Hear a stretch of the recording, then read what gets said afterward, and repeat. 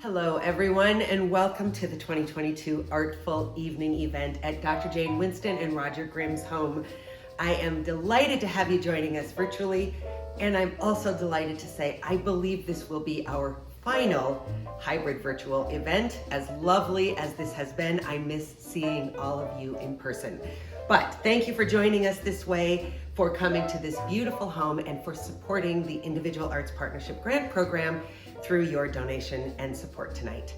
I am really thrilled to bring you Jane and Roger into this conversation. We're going to learn a little bit about how they fell in love, how they met, and what of many things, one thing that brought them together. So Jane and Roger, if you would join me, please. Hello. Good to see you. Good to see you too. Thank you so much for opening your home to this really beautiful event. You have a perfect home for this, and we're thrilled to be here.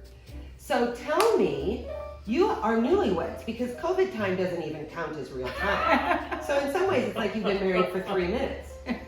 So tell us about your courtship quickly, and how long you've been married, and how long you've been in this beautiful house. Well, short story. We both lost our spouses in 2016. We were introduced by some mutual friends in early 2019. And we bought the house at the end of 2019. Got married in 2020. Of course, we ended up combining art. My first wife and I had collected a number of pieces over the years, going back mid-1970s by Brunel Baylis. Okay. And that was something we had in common, was a love of art. Yeah. And we were able to combine our art, and we'll share some of it with you today.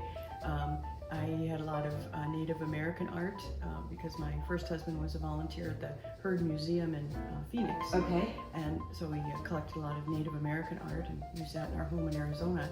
And my mother took art classes from James Rourke, Jim Rourke years ago. And I was a recipient of that too. Took a course from Charles Beck in Fergus Falls as a high school student. So what a lucky woman you are. So lots of art in our background. Yeah. Well, one of the things that really struck me when we first met and I came through your collection was just how beautifully you combined these two separate marriages into this new marriage, and how it feels like you're honoring your past lives and your new life. And I think that's a really lovely way to use art, to not say, well, that was with your first spouse, I don't want that in the house, but to say, of course we'll have these things because that was a big piece of our lives, and now we'll merge them together. So let's start the tour. Well, the Charles Beck weeds we picked up a long time ago, my wife and I believe actually it was back when the Plains Art Museum was in Moorhead. Of course, John Offit. There's a lot of John John's Offit down glass. here. These are actually pieces my wife and I blew in Seattle. Don't look at them too closely. I'm impressed. I'm impressed as well. This is a black and white that I shot. So that has actually been published in a textbook. Makes you an artist, Roger. Yeah, makes me an artist of whatever sort. And what about this piece? And that's paper art by Tim Ray. Oh, it's Tim Ray. Okay, Yeah. yes. Year 2000. Wow. Yeah, It's so fabulous. a lot of the art that we have, it's connected to an event. Sure. Somehow it's connected to An art fundraiser. Well, I was going to say, because what everyone knows is that art is excellent on a silent auction. It's great for a fundraiser. It's great at a live auction. People love to be able to take something home, and that's a great thing to take home. Let's move to the other half. side. Pay attention to the heart, because hearts are a big theme at the Winston Grimm household. And that's called Art with Heart by Anne Steinhoff. This is kind of a companion piece to my dancers. In fact, we knew Ross Collins, and Ross liked my print. And I had a number of copies, and so Carol gave him the print that was hanging in her office one day. And Ross said, well, I can't take it without giving you something in return. Wow. So this is Ross's print, which he then turned around and gave to us. You've had good swapping luck. Yeah, well, you know. Yeah. I mean, if you have good art to give, you get good art back. It sounds bizarre, but there are a couple of pieces we'll show you. I've got a sister-in-law and her husband in Omaha that collect art. Yeah. And he has actually joked about just piling up all of their art in the back of his car, driving to Fargo and putting it all in this house. And we could give him all of ours, and he would. It's like a rotating museum collection. I kind of love that. Yeah, absolutely. But that is a Dale Chihuly Seaform. It's what they call a studio piece. If you know Dale, he lost an eye in a car accident. Yep. And so he doesn't actually blow glass anymore. He directs blowing glass. Yeah. But when he did his installation at the Minneapolis Institute, my wife Carol and I went down and saw the installation. This was an impulse buy. We're driving back to Fargo going, what did we just do? But on the bottom of the box, there is his his Seaforms book. Oh, so, wow. So, and a lot of the studio pieces came like that, you know, whether it was Seaforms or Macchias or whatever it happened to be, they gave you a book that came with it. That's outstanding. And this winter in Arizona, we were able to attend 2 Chihuly installations at the They had one at the Frank Lloyd Botanical Wright Garden. and the Frank He's Lloyd done that Wright twice, and then residence. at Taliesin West.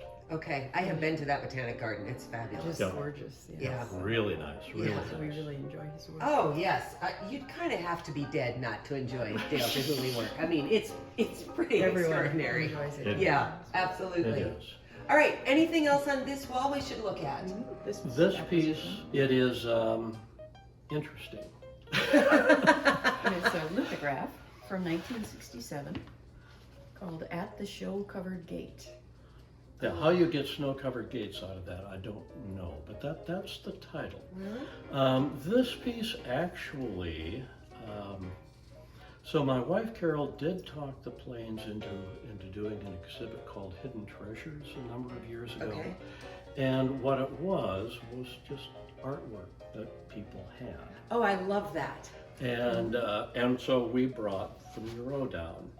And of course, the little kids got the biggest kick out of it. Oh, it looks like a big walking nose. And Carol would look at them and go, well, that's one thing you might see.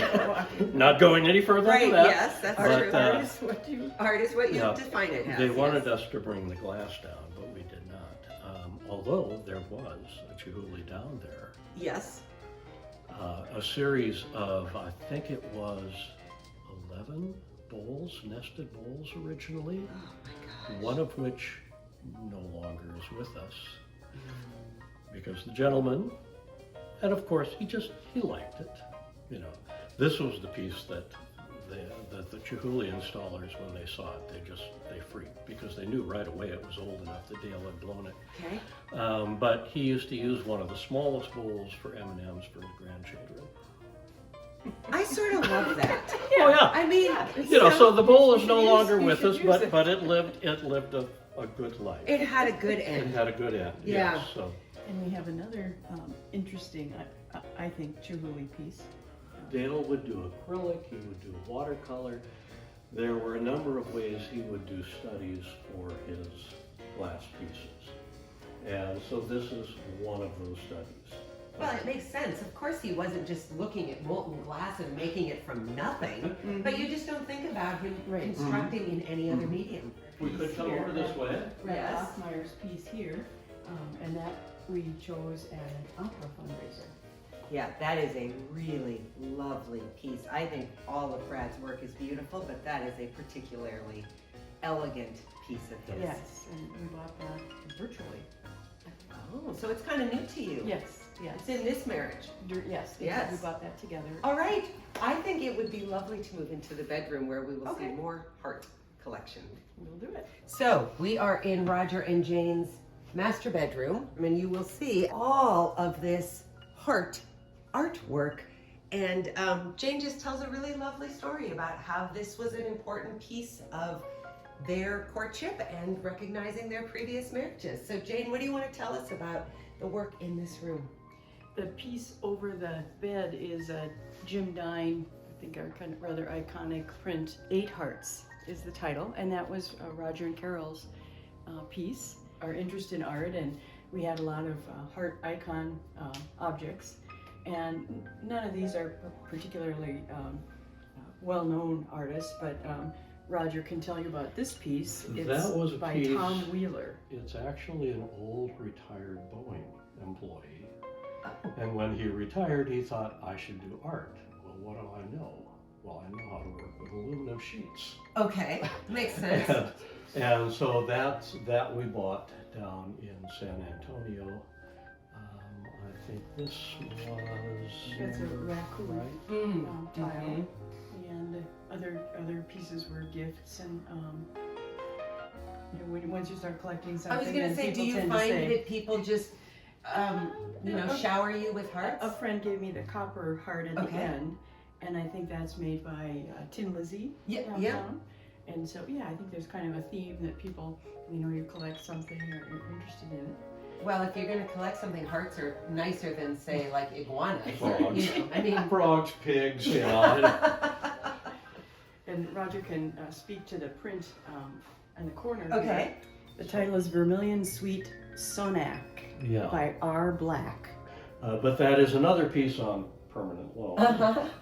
My first husband, Randy, collected a lot of Southwestern art in our home in Arizona because he was a volunteer, a docent at the Heard Museum, the Native American Art Museum, and a lot of things in my collection are wearable. And this is a piece that we purchased at an art auction, a fundraiser for the Heard Museum, and it was created by a young Zuni jeweler named Giovanna Poblano, and the bracelet was made by her mother, Veronica. And I really appreciate their work because they take traditional Native American stones, turquoise, and they do a contemporary interpretation of jewelry. That's unbelievable. And that's the mother, and this is her daughter, Giovanna. Wow. And I met this artist and had this piece commissioned 3 years ago. Her name is Kim Ballard, and her theme at the time was she took lyrics from songs and created art. And so I asked her, my first husband had a beautiful singing voice, and one of his favorite songs was Nat King Cole's Unforgettable. And so I asked her to take the lyrics from Unforgettable and the heart theme, and she created this piece for me, and I actually picked it up in Minneapolis the same 3 years ago this month, which is when Roger and I met. So that's a very important piece to me. Yeah, it's really beautiful. Yeah. One of the things that I'm so struck by, because you clearly both have a long history of collection, is that you did not fill this space with 12,000 pieces of art. It feels incredibly intentional. I have to think there was art that you didn't hang up. We're not clutter people. We like, it's calming to me to have more clean space. Yeah. So well, you've done it really, really well. Thank you. It's. I thought it last time I was here, and I'm reminded of it again this time. It's sort of curated, I guess. Yes, absolutely it is. Yes. All right, how much do I love art? Enough to stand out here freezing cold in the rain with Roger and Jane, because this is an instrumental piece to their relationship. So tell us about this massive sculpture, which everyone will see when they come to the house. Well, it is made by a gentleman named Michael Jones. Michael Jones Designs. He is in Big Fork, Montana.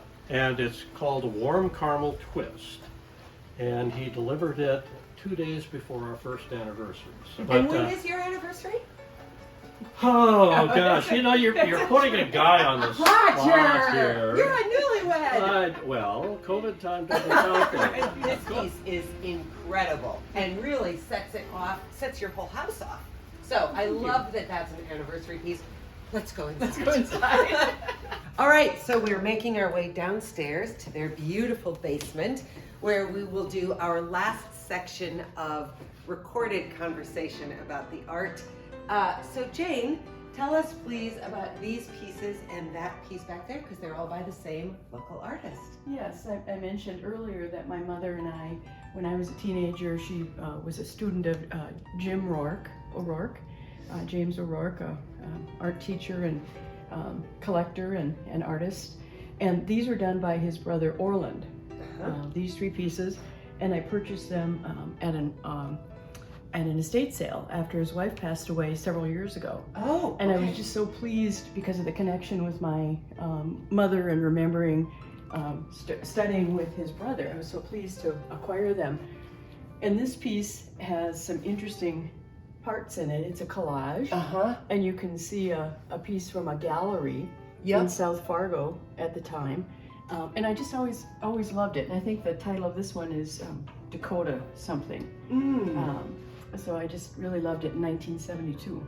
With carpet squares or some sort of Lots of texture. tapestry and lots of there's a lot of fabric in it, and he seemed to have done a lot of collages, which I remember when that was very popular in the 70s. And this painting, I don't recall that it has a name on the back. The third piece that I acquired at the estate sale is called Mango. Oh, what a well-named piece. That's these three beautiful O'Rourke pieces. And then we're going to move on to this piece, which has a decidedly southwestern feel to it, but I could be really wrong about that. Well, it's no, people go, is that a snake? But you know, everybody in Fargo knows Sodbuster. Yes. It was originally installed down on Broadway and Main Avenue, and then fiberglass didn't deal particularly well with the elements, and the Plains Art Museum stored it for a while, and recently put it back in place last summer on the City Hall Mall. So this is by the same artist, Jimenez. You get different, some people think it's kind of creepy. But I really do like the colors. I really like really the colors too. And not unlike Chihuly, people who know Jimenez work know him as a fiberglass three-dimensional artist. So to see his work in two dimension is really fascinating. So it's a different piece for him. Yeah. That Omaha Permanent Loan Collection, you really hit the mother load on that. All right, Don't say anything. All right, I will not let them know. Let's go down the hall. So this is the first piece of art that Carol and I bought. Okay. And so that's Burnell Bayless. That goes back to mid-70s perhaps. And the title of that piece is Moon Voices. Moon voices are silent. Be still and you can hear them. In keeping with the Burnell theme, this is his Dakota series. So Dakota Sunrise, Dakota Day, Dakota Sunset, Dakota Night. And then there's another series of his in the hallway. This is his Dakota Jazz series. And of course you can hang them any number of different ways. So that was one of the first artists that we collected. And I still have a very fond spot for Burnell's work. Jane and Roger, thank you for this tiny tour of all of the art. What a treat it has been to take this journey with you, to learn a little bit more about you and the art that you selected. I want to let you know that I'm standing next to a piece that Jane's mother painted when she worked with Mr. O'Rourke. So it's a family farm piece that Jane got back from the original holders of the piece, another loaner maybe, which seems to be kind of a common theme of your two lives. Thank you so much for opening your home and for letting us see some of this. I know that the audience will have enjoyed it as much as I have. Well, thank you. Thank you. Everyone else, we're going to close for now. Thank you so much for your support. Thanks for joining us on this tour. I hope that you enjoy the food from Blackbird and the wine from Bernie's, and I'll talk to you soon. Thanks.